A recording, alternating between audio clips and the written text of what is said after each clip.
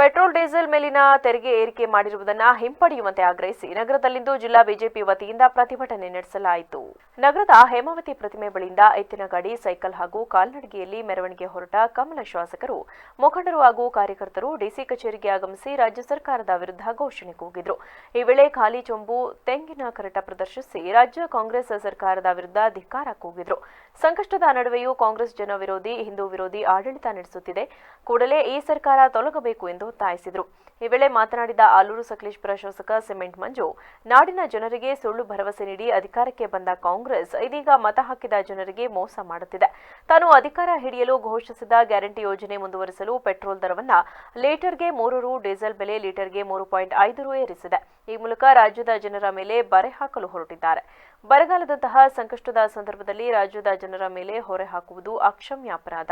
ಮುಖ್ಯಮಂತ್ರಿಗಳು ತಮ್ಮ ಬಂಡತನ ಬಿಟ್ಟು ಕೂಡಲೇ ಇಂಧನ ಏರಿಕೆ ಮಾಡಿರುವುದನ್ನು ಇಳಿಸಬೇಕು. ಇಲ್ಲವಾದಲ್ಲಿ ಮುಂದಿನ ದಿನಗಳಲ್ಲಿ ಜಿಲ್ಲಾ ಕೇಂದ್ರ ಹಾಗೂ ತಾಲೂಕು ಕೇಂದ್ರಗಳಲ್ಲಿ ಪ್ರತಿಭಟನೆ ತೀವ್ರಗೊಳಿಸುವುದಾಗಿ ಎಚ್ಚರಿಕೆ ನೀಡಿದರು. ಕರ್ನಾಟಕದಲ್ಲಿ ಆಳ್ವಿಕೆ ಮಾಡುತ್ತಿರತಕ್ಕಂಥ ಕಾಂಗ್ರೆಸ್ ನೇತೃತ್ವದ ರಾಜ್ಯ ಸರ್ಕಾರ ಕರ್ನಾಟಕ ರಾಜ್ಯದಲ್ಲಿ ಆಡಳಿತಕ್ಕೆ ಬಂದ ನಂತರ ದಿನಗಳಲ್ಲಿ ಬಡವರ ಪರವಾಗಿರ್ತೀವಿ ಅಂತೇಳಿ ಆಶ್ವಾಸನೆ ಕೊಟ್ಟು ಹಲವಾರು ಭಾಗ್ಯಗಳನ್ನ ಕೊಟ್ಟು ಕರ್ನಾಟಕ ರಾಜ್ಯದಲ್ಲಿ ಅಧಿಕಾರಕ್ಕೆ ಬಂದಂಥ ಕಾಂಗ್ರೆಸ್ ಸರ್ಕಾರ ಯಾವತ್ತು ಅಧಿಕಾರಕ್ಕೆ ಬಂತು ಆ ದಿನಗಳಿಂದ ಮೊದಲನೇದಾಗಿ SCP TSP ಹಣವನ್ನು 13,144 ಕೋಟಿ ಲೂಟಿ ಮಾಡಿದರು.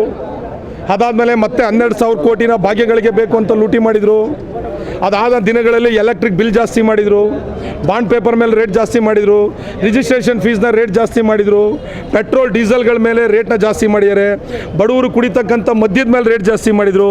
ಕಾಂಗ್ರೆಸ್ ಸರ್ಕಾರ ಅಧಿಕಾರಕ್ಕೆ ಬಂದ ಮೇಲೆ ನಾವು ಬಡವರ ಪರವಾಗಿರ್ತೀವಿ, ಯಾವುದೇ ವಸ್ತುಗಳನ್ನ ರೇಟ್ ಜಾಸ್ತಿ ಮಾಡದ ರೀತಿಯಲ್ಲಿ ಬಡವರಿಗೆ ತೊಂದರೆ ಆಗದ ರೀತಿಯಲ್ಲಿ ಆಡಳಿತವನ್ನು ನಡೆಸ್ತೀವಿ ಅಂತೇಳಿ ಕರ್ನಾಟಕದ ಜನತೆಗೆ ಆಶ್ವಾಸನೆಯನ್ನು ಕೊಟ್ಟು 135 ಸೀಟ್ನ ವಿಧಾನಸಭಾ ಕ್ಷೇತ್ರದಲ್ಲಿ ಗೆದ್ದು ಅನುಕೂಲಕ್ಕಾಗಿ ಮೀಸಲಿಟ್ಟಿರ್ತಕ್ಕಂಥ 34,000 ಕೋಟಿ ರೂಪಾಯಿ ದುಡ್ಡನ್ನು 25,000 ಕೋಟಿ ರೂಪಾಯಿ ದುಡ್ಡನ್ನು ಇದೇ ಭಾಗ್ಯಗಳಿಗೆ ಬಳಕೆ ಮಾಡಿದರೂ ಸಮೇತ ಮತ್ತೆ ಸಾಲಲ್ಲ ಅಂತೇಳಿ ಪೆಟ್ರೋಲ್ ಡೀಸೆಲ್ ಮುಖಾಂತರ ವರ್ಷಕ್ಕೆ 3,000 ಕೋಟಿಯ ಬಕ್ಕಸಕ್ಕೆ ಆದಾಯ ಬರಬೇಕು ಅಂತೇಳಿ ಈಗಲೂ ಕೂಡ ಬಡವರು ಮತ್ತು ಮಧ್ಯಮ ವರ್ಗದ ಮೇಲೆ ಹೊಟ್ಟೆ ಹೊಡಿತಕ್ಕಂಥ ಸರ್ಕಾರ ಯಾವುದಾದ್ರು ಇದ್ದರೆ ಈ ಭ್ರಷ್ಟ ಕಾಂಗ್ರೆಸ್ ಸರ್ಕಾರ ಅಂತ ಆರೋಪವನ್ನು ಮಾಡ್ತಾ ಆದಷ್ಟು ಶೀಘ್ರವಾಗಿ ಪೆಟ್ರೋಲ್ ಮತ್ತು ಡೀಸೆಲ್ ಮೇಲೆ ಏರಿಕೆಯಾಗಿರ್ತಕ್ಕಂಥ ಬೆಲೆಯನ್ನು ನೀವು ಇಳಿಸ್ತಿಲ್ಲ ಅಂತಂದರೆ ಮುಂದಿನ ದಿನಗಳಲ್ಲಿ ಉಗ್ರವಾದ ಹೋರಾಟವನ್ನು ಭಾರತೀಯ ಜನತಾ ಪಾರ್ಟಿ ಇಡೀ ರಾಜ್ಯಾದ್ಯಂತ ಮಾಡುತ್ತೆ ಅಂತೇಳಿ ಸಂದರ್ಭದಲ್ಲಿ ಹೇಳ್ತೀನಿ. ನಾಳೆದು ಪ್ರತಿಭಟನೆಯಲ್ಲಿ ಜಿಲ್ಲಾ ಬಿಜೆಪಿ ಅಧ್ಯಕ್ಷ ಸಿದ್ದೇಶ್ ನಾಗೇಂದ್ರ, ಬಿಜೆಪಿ ಮಾಜಿ ಜಿಲ್ಲಾಧ್ಯಕ್ಷರಾದ ನವಿಲೆ ಅಣ್ಣಪ್ಪ, ರೇಣುಕುಮಾರ್, ನಗರಸಭೆ ಮಾಜಿ ಅಧ್ಯಕ್ಷ ಆರ್ ಮೋಹನ್, ಮುಖಂಡರಾದ ವೇಣುಗೋಪಾಲ್, HM ಸುರೇಶ್ ಕುಮಾರ್, ಹರ್ಷಿತ್, ನಾರಾಯಣಗೌಡ ಸೇರಿದಂತೆ